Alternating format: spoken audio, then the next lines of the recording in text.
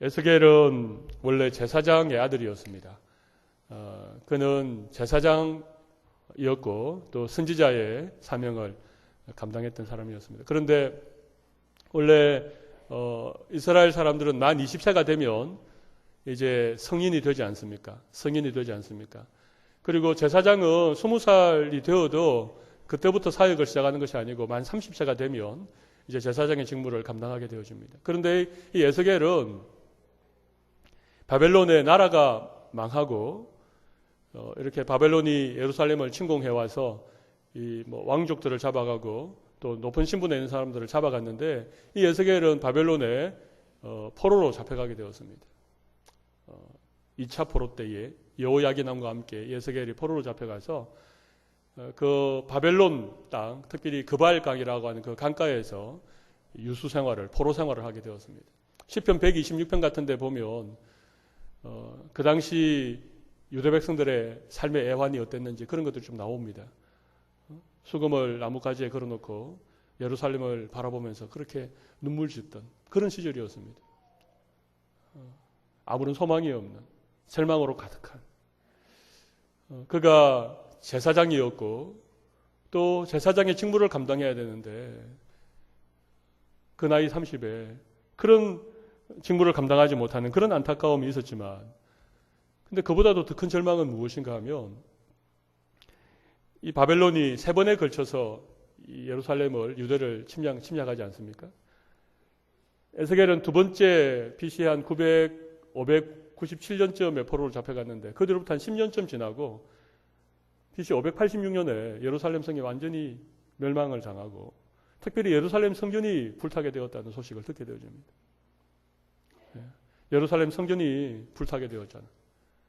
그 이방 땅에 포로로 잡혀와 있는 것만으로도 참 마음이 힘들고 참 절망스러웠는데 그래도 그들에게 정말 한 가지 소망이 있다면 다시 그 예루살렘 성전으로 돌아가서 영광스러운 그 하나님 앞에 제사를 드리는 그런 소망을 꿈꾸면서 그 힘든 포로 생활을 하루하루 버텨왔는데 다시 예루살렘으로부터 들려오는 소식이 예루살렘 성이 다 무너지고 특별히 예루살렘 성전이 훼파되어졌다라고 하는 그런 소식을 듣는 에스겔에게 얼마나 마음에 절망이 생겼겠습니까?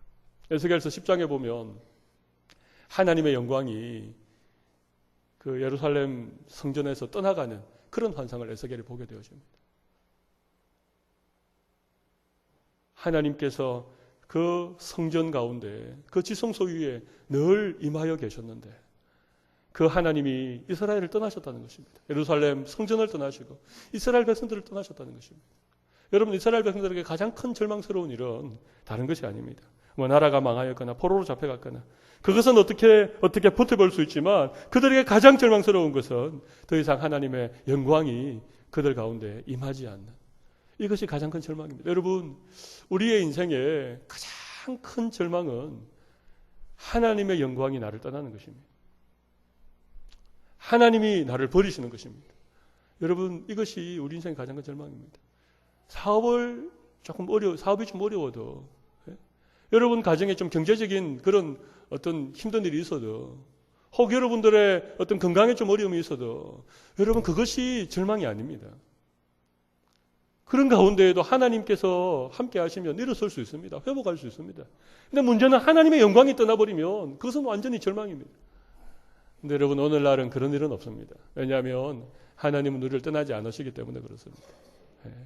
하나님이 우리와 세상 끝날까지 함께 하신다라고 하는 이 약속의 소망을 붙들고 믿음으로 나아가시면 하나님 반드시 우리에게 회복의 은혜를 주시는데 지금 이스라엘은 우리가 살아가던 이 은혜의 시대, 구원의 시대, 성령의 시대와는 다른 시대 아니었습니까? 구약 시대 아니었습니까?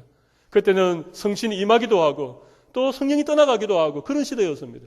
예루살렘 성전에 임재하셨던 하나님의 영광이 떠나가 버렸다는 것입니다. 예루살렘 성전이 완전히 훼파되어졌다는 것입니다. 그것이 에스겔에는 견딜 수 없는 절망이었습니다. 그런데 그 떠나갔던 하나님의 영광이 에스겔서 40장을 보면 동쪽 문을 향하여서 다시 돌아오게 되어집니다. 그 환상을 에스겔이 다시 보게 되어지는 것입니다. 여러분 그래서 에스겔서는 이런 회복을 우리에게 전하는 우리 37장에는 그 에스골 골짜기에 마른 뼈들이 살아나 하나님의 큰 군대가 되어지는 그런 놀라운 은혜를 우리가 어저께 묵상하지 않았습니까? 오늘은 떠났던 하나님의 영광이 다시 돌아오고 그 성전으로부터 흘러오는 생명의 강이 일으키는 놀라운 그런 변화의 역사, 생명의 역사를 우리가 읽을 수 있습니다. 오늘은 바로 그런 본문입니다. 떠났던 하나님의 영광이 돌아오고 그 하나님의 영광이 그 성전에서부터 흘러나오는데 그것이 큰 강을 이루고 생명의 강이 되어서 모든 것들을 소생시키고 죽었던 것들을 되살리는 그런 생명의 역사가 일어나게 되어진다. 이것이 오늘 본문의 얘기입니다. 어려운 말씀이 아닙니다. 네. 근데 이제 이 본문 1절에 보면 문지방 밑에서 물이 나온다. 이 부분을 두고 상당히 그 해석이 분분하더라고요. 제가 어저께 말씀을 준비하면서 제가 이 문지방에서 물이 흘러나온다는 게 대체 무슨 의미인가? 그랬더니 거기 2절에 보면 이런 말씀 있지 않습니까? 2절 하반절에 보면 동쪽 문을 향한 바깥문에 이르시기로 본적 그 다음에 물이 어디서 나온다고요? 물이 그 오른쪽에서 서며 나오더라. 그 오른쪽에서 서며 나오더라. 그래서 그 오른쪽이라고 하는 것을 이 칼 델리치라고 하는 유명한 주석가는 이것이 오른쪽 어깨라고 하는 의미인데 이것은 뭐 동편문과 서편문 사이에 있는 어떤 지점이고 이렇게 막 그렇게 설명을 하더라고요. 제가 계속 그냥 막 그런 것들 보면서 아무리 봐도 저도 이해가 안 되는 거예요. 그게 대체 어딘지. 근데 기가 막힌 말씀이 있습니다. 여러분 12절을 보십시오. 12절. 그 뒷부분 한번 읽어볼까요? 그 물이 성소를 통하여 나옵니다. 여러분 어렵고 복잡한 거 하나도 없습니다. 예, 뭐 그 문지방이 어디며 그 오른쪽이 어디인가 여러분 이거 몰라도 괜찮습니다. 분명히 말씀에서 12절에서 그 물이 어디서 나온다고요? 성소에서 나오는 거예요. 문지방에서 나온다. 오른쪽에서 서며 나온다. 그건 나오는 과정이고 하나님의 성소로부터 하나님이 임재해 계신 그 성전 가운데 있는 그 성소로부터 물이 흘러나오는 거예요. 그러니까 이 말씀은 하나님의 성전으로부터 하나님의 그 성소로부터 물이 흘러나온다. 이 말은 하나님께로부터 흘러나오는 물인 줄로 믿습니다. 다른 물이 아닌 것입니다. 여러분 우리의 모든 은혜의 근원은 하나님이시고 하나님께서 우리에게 주신 예수 그리스도의 십자가로부터 흐르는 그런 생명의 물이 우리에게 흘러야 이런 놀라운 은혜의 역사, 생명의 역사가 일어나게 된다는 것입니다. 그렇게 물이 성전에서부터 성소에서 흘러나와서 문지방 밑으로 이렇게 서며 나오는 여러분 처음에는 이렇게 문지방 밑으로 서며 나오는 아주 작은 물이었는데 그 물이 어떻게 됩니까? 더 흘러가니까 이게 천척을 청량했다는 말은 한 500m 정도 거리를 의미합니다. 45cm에서 50cm 정도 되니까 천척이라는 말은 한 500m 정도 이렇게 흘러가니까 그 다음에는 발목에 찼고 또 500m쯤 흘러가니까 그것이 허리에 찼고 또 500m쯤 흘러가니까 그것이 완전히 한 키를 넘어서 건너지 못할 강이 되고 사람이 헤엄칠 만한 그런 큰 강이 되었다는 것입니다. 여러분 이게 은혜의 역사입니다. 여러분 하나님의 은혜의 역사는요 갈수록 더 잘 되는 역사인 줄로 믿습니다. 우리 인생이 갈수록 초라해지는 인생이 있는가 하면 갈수록 잘 되고 갈수록 영광스러운 그런 인생이 있습니다. 하나님의 은혜는 그렇습니다. 하나님의 은혜는 시작보다 나중이 더 좋습니다. 하나님의 은혜는 갈수록 더 좋아집니다. 사람들은 사람의 힘은 갈수록 약해지지요. 사람들과의 관계는 갈수록 어려워질 수가 있지요. 근데 하나님의 은혜는 갈수록 더 좋아지고 갈수록 더 은혜되고 시작보다 끝이 좋은 것이 은혜의 역사입니다. 여러분 성전 문지방에서 시작되어진 이 강은 갈수록 더 많아지고 갈수록 더 커지고 갈수록 더 놀라운 역사를 이루어 가는 것입니다. 여러분 우리의 인생에 이런 은혜의 역사가 있기를 바랍니다. 신앙생활도 은혜 받고 하셔야 돼요. 신앙생활도 내 실력으로 하면 내 믿음으로만 하면 안 됩니다. 실망하게 되고 갈수록 힘들어지고 그래서 맨날 그런 분들은 옛날이요. 그런 유행가가 있지 않습니까? 그죠? 맨날 뭐 옛날에는 어땠다. 우리 범천교회도 하나님께서 이 교회 위에 은혜를 주시면 지나온 61년의 역사보다도 앞으로 달려갈 역사가 더 큰 은혜의 역사가 될 줄로 믿습니다. 여러분 이게 하나님의 은혜입니다. 하나님의 은혜는 처음은 미약하나 나중은 창대해 주는 것입니다. 이번 특세가 하나님의 은혜가 있었다라고 제가 자부할 수 있는 것은 갈수록 더 은혜가 된 것 같아요. 아닙니까? 저만 그렇습니까? 그런 것입니다. 여러분 꼭 이런 하나님의 은혜를 받으시기를 바랍니다. 여러분의 인생도 하나님의 은혜로 살아가는 인생이 되기를 바랍니다. 내 실력, 내 노력, 내 어떤 그런 게 아니고 하나님의 은혜로 그렇게 승리하시는 여러분들이 되시기를 바랍니다. 또 한 가지는 이 성전 문지방에서 서며 나오는 이 어떤 물, 이것이 하나는 은혜의 역사였다라고 제가 말씀드렸는데 또 하나는요, 생명의 역사였습니다. 생명의 역사가 일어났다는 것입니다. 보십시오. 6절 이하에 보면 이 강이 흐르는 곳마다 어떤 일이 일어납니까? 좌우편에는 나무가 심이 많고 그 다음에 8절 보시면 이 흘러내리는 물로 그 바다의 물이 되살아나니라. 이 바다가 사해 바다라고 많은 학자들이 얘기합니다. 그 소금이 너무 많아서 그 죽어가던 사해 바다가 이 생명의 물이 흘러 들어가니까 그 물이 살아난다는 것입니다. 예? 그리고 9절 보십시오. 이 강물이 이르는 곳마다 번성하는 모든 생물이 살고 또 고기가 심이 많으니 이 물이 흘러가므로 바닷물이 되살아나겠고 이 강이 이르는 각처의 모든 것이 어떻게 된다고요? 살 것이며 이게 생명의 역사입니다. 여러분, 하나님의 역사는 반드시 은혜의 역사고 또 한 가지는 생명의 역사라고 하는 것입니다. 죽은 것을 되살리는. 우리에게도 죽어가는 것들이 얼마나 많습니까?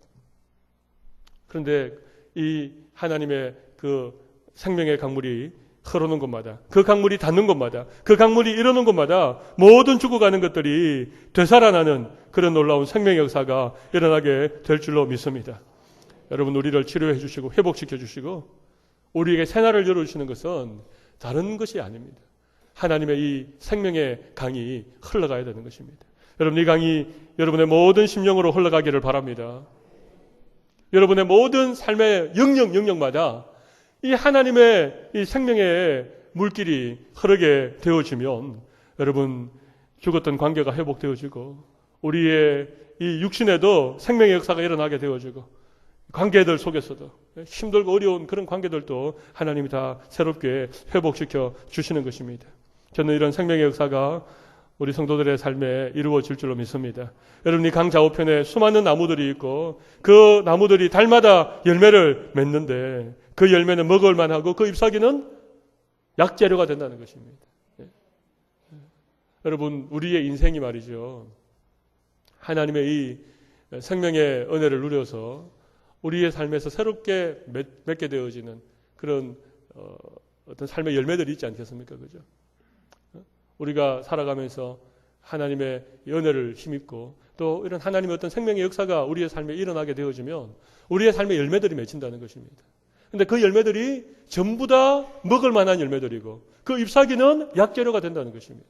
근데 어떤 사람의 인생을 보면요, 그 사람 때문에 주위에 있는 사람 너무 힘듭니다. 그 사람이 무슨 일을 하면 항상 문제가 생기는 것입니다. 다른 사람을 피해주고 다른 사람을 힘들게 하고 이런 사람이 있는가 하면 어떤 사람의 인생은 그 사람이 가는 곳마다 살아나는 거예요.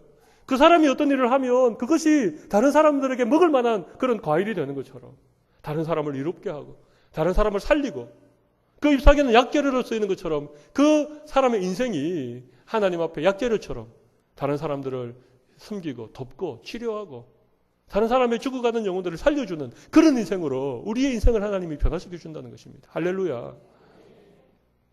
이것이 생명의 역사입니다. 생명의 역사는요, 나만을 위한 것이 아니고 그것이 흘러가는 것입니다. 그것이 계속하여 모든 곳으로 다 흘러가서 그것이 흐르는 곳곳마다 그 물길이 닿는 곳곳마다 이런 생명의 역사가 일어나게 되는, 이것이야말로 하나님께서 원하는 우리의 인생의 삶이라고 생각합니다. 여러분, 우리 교회도 저는 마찬가지라고 생각을 합니다. 이 교회의 문지방에서 이렇게 하나님의 생명의 강이 또 하나님의 은혜의 강이 이렇게 흐르기 시작하면 점점 더 큰 강이 되고 더 많은 곳으로 올라가서 이 골짝 저 골짝을 적시고 죽어가는 모든 것들을 살려내는, 그래서 갈수록 더 은혜가 되고 갈수록 더 놀라운 생명의 역사가 일어나는 그런 교회가 하나님께서 세우신 교회라고 생각을 합니다. 저는 오늘 이 에스겔 47장을 우리의 가슴에 좀 품고 우리 개인의 기도의 제목뿐만 아니라 우리의 가정의 기도의 제목이 되고 또 이것이 우리 부산 범천교회에 하나님이 주신 기도의 제목이 될 뿐만 아니라 이것이 우리 교회의 소망이 되고 꿈이 되어서 이 교회를 통하여 흘러가는 은혜의 강물이, 생명의 강물이 갈수록 더 큰 강으로, 갈수록 더 창일한 물결을 이루어서 이 물길이 닿는 곳곳마다 모든 죽어가던 것들을 되살리는 그런 생명 역사를 이루어 줄 줄로 믿습니다.